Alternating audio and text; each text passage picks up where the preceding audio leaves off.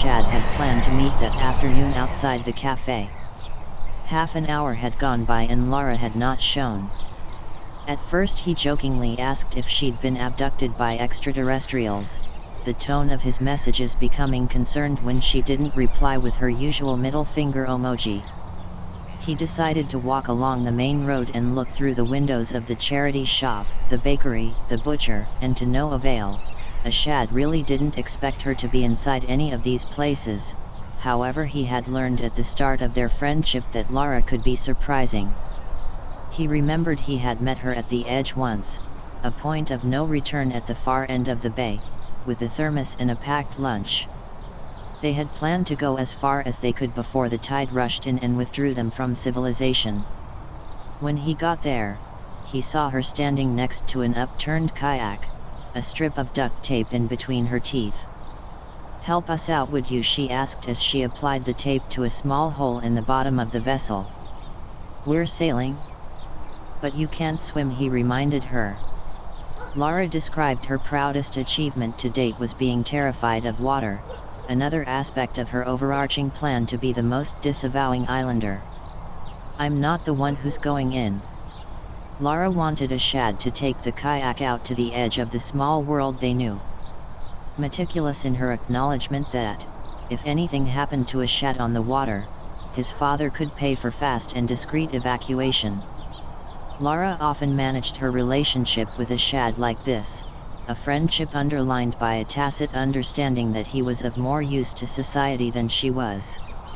Not entirely conscious of this pattern she had created for their bond, Lara surreptitiously employed Shad to carry out adventurous tasks that could end up in someone getting lost, or hurt.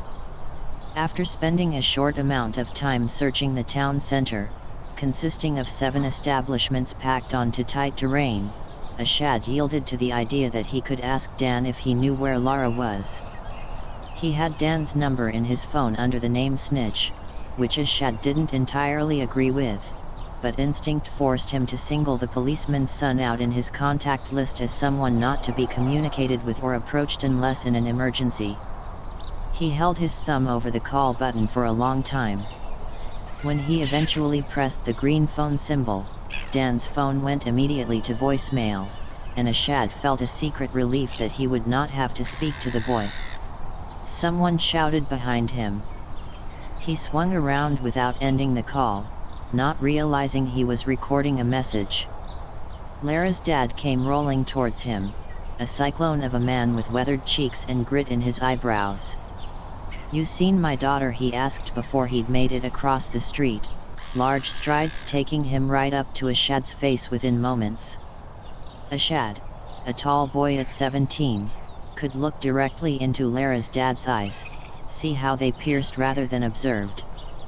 "No, Shad began to reply before Lara's father could interrupt. "If you see her, tell her she's gotta get home." "I dunno what she's up to," he stated, pulling his own phone from his work jacket, a device engulfed in a metal phone case that looked like it could survive a nuclear meltdown. "I haven't seen her, I'll keep an eye out," Shad replied, omitting the information that they had planned to meet up in an act of self-preservation. Shad could sense that Lara's dad was more doubtful in his gait, that, unlike in the past, when Lara had stayed out all night smoking with Dan in the caves and her dad had gone looking for her, turning up to the mosque with awkwardness and regret at showing any sign of weakness in front of Shad's own father, there was an unease about him now. This man of industry, unblinking to anything, always proudly reticent. Lara's dad moved past Shad and down towards the pub, stopping momentarily to peer over his shoulder, appearing for a moment like a little boy who had lost something important. Shad decided to head to the beach, where he and Lara had intended to go that day. The sea did not present itself as a flat pane of glass as it usually did during the summer months. Instead, it was choppy and unkempt, spitting foam and shifting the horizon line back and forth in jerking motions. The beach was empty except for a figure standing at the western edge, facing outwards towards the air base. The base had long been disused and closed off to the public, however it drew in military fanatics from near and far interested in the history of warfare. The fact that the air base was near to the beach always made a Shad a little stiffer in his walk, again an act of discreet survival, his response to a deep knowing that the same artillery launched all those years ago from the base might have been the same shells used to bomb where his family originated from. It wasn't something he brought up, or even thought about often, yet his body would react unconsciously, tightening the muscles in his arms and legs, as if readying for some kind of confrontation or fast getaway. He walked tensely towards the figure now, building up the courage to ask whether they had seen a girl in her late teens on a foray.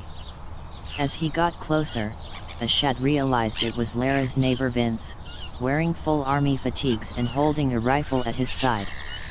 Ashad stopped and immediately turned back when he saw the gun. Flat out running now, he wondered if the old man had served at the base and was perhaps feeling nostalgic, coming to stand as close as he could to his past, the usefulness of his younger self, the soldier. As he got to the cavernous wall and jumped onto a boulder, he heard a loud bang ring out across the open plain of sand. Turning, he saw the old man collapsed in a heap, the fallen rifle at his side.